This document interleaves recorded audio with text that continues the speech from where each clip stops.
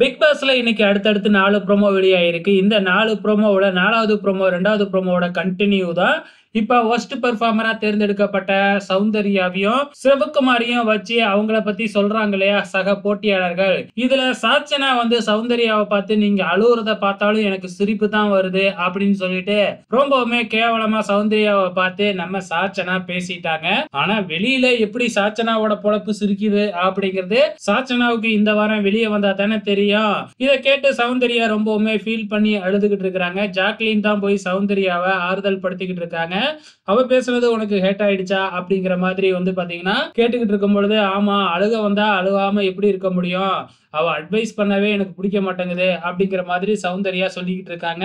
அதே நேரத்துல இந்த பக்கம் சாச்சனா பயங்கரமா சிரிச்சுக்கிட்டு இருக்கிற மாதிரி காமிக்கிறாங்க ப்ரோமோவுல. இந்த வாரம் சாச்சனா வெளியேறுவது கிட்டத்தட்ட உறுதியாயிடுச்சு. உங்களோட கமெண்ட்ஸை மறக்காம இந்த வீடியோ கீழே கமெண்ட் பண்ணுங்க.